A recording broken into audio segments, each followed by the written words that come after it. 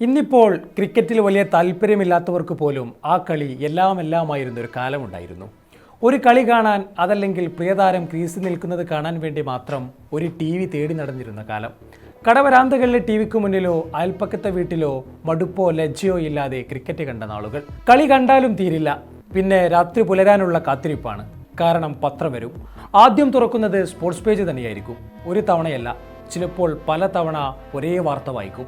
പിന്നെ സച്ചിൻ സെഞ്ചുറി അടിച്ച വാർത്തയും ദ്രാവിഡിൻ്റെ ചിത്രങ്ങളുമെല്ലാം വെട്ടിയെടുത്ത് പുസ്തകത്തിൽ മയിൽപ്പീലി പോലെ സൂക്ഷിക്കും.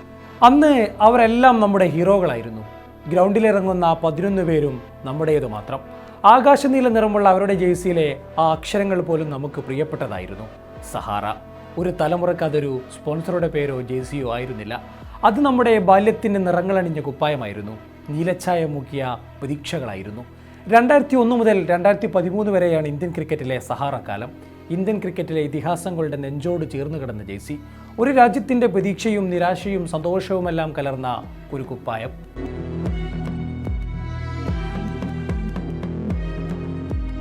ആ യുഗത്തെ കൃത്യമായി മനസ്സിലാക്കണമെങ്കിൽ കുറച്ചുകൂടി പിറകോട്ട് പോകണം. വാതുവെപ്പ് വിവാദങ്ങളിൽപ്പെട്ട ആരാധകർക്ക് ക്രിക്കറ്റിൽ തന്നെ വിശ്വാസം നഷ്ടമായ സമയം.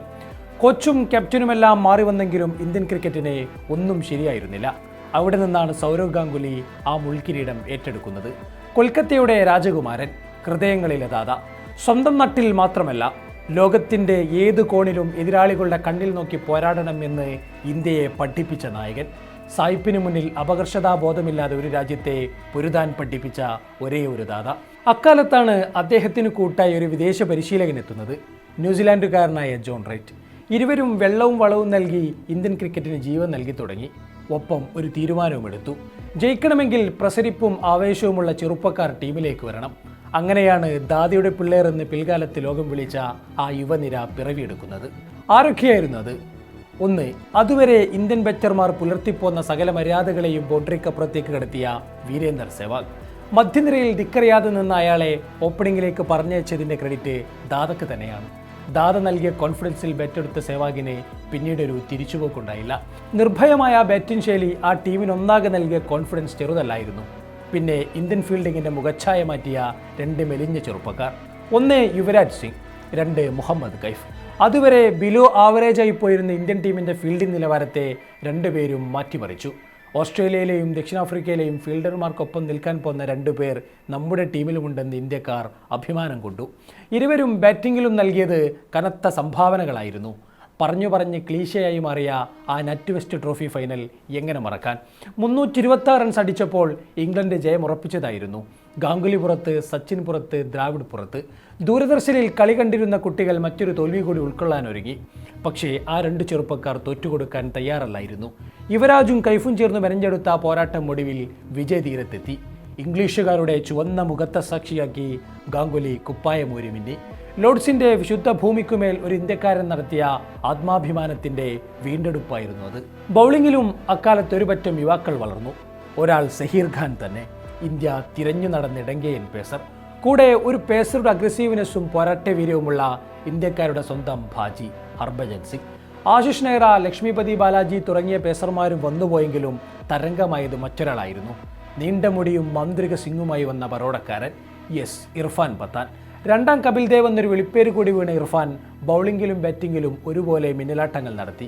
മികച്ച ടീം ലൈനപ്പ് ഉണ്ടെങ്കിലും പക്ഷേ ഇന്ത്യക്ക് ഒരു കുറവുണ്ടായിരുന്നു, ഒരു മികച്ച വിക്കറ്റ് കീപ്പർ ബാറ്ററുടെ അഭാവം. പലരും വന്നുപോയെങ്കിലും ഒന്നും ശരിയായില്ല. നന്നായി ബാറ്റ് ചെയ്യുന്നവർ കീപ്പിങ്ങിൽ മോശം, കീപ്പിങ്ങിൽ മെച്ചപ്പെട്ടവർ ബാറ്റിങ്ങിൽ ശോകം എന്ന അവസ്ഥ. ഒരു വേള ഈഗോകളില്ലാതെ രാഹുൽ ദ്രാവിഡ് വിക്കറ്റ് കീപ്പറുടെ ഗ്ലൗ അണിയുന്നതും കണ്ടു. പക്ഷേ 2004 റാഞ്ചിൽ നിന്നും ഒരു നീളൻ മുടിക്കാരൻ വന്നതിൽ പിന്നെ ആ പരാതിയും തീർന്നു.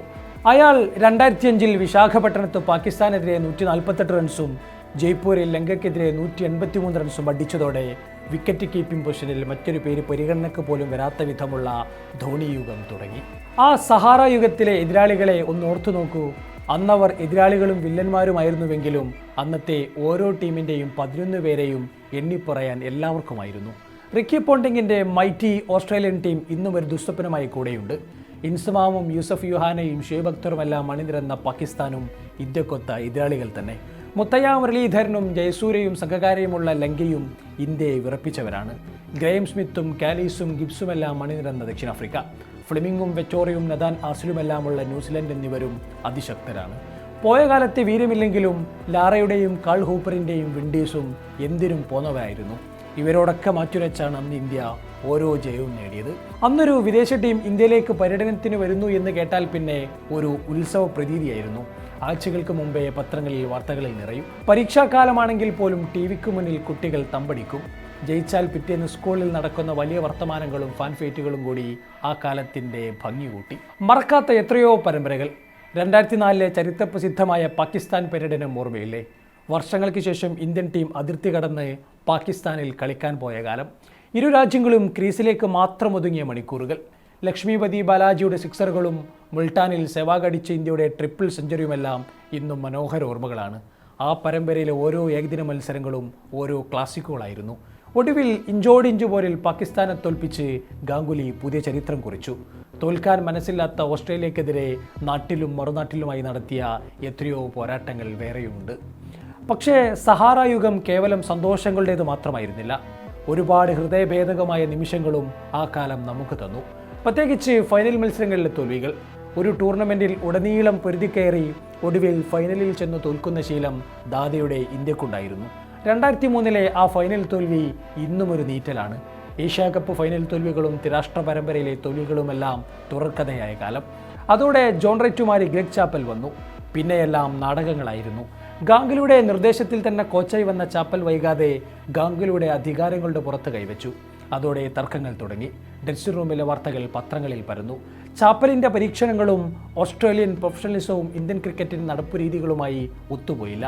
ഒടുവിൽ 2007 കരീബിയൻ ലോകകപ്പിലെ ദുരന്തത്തോടെ ചാപ്പൽ കാലം പൂർണ്ണമായി.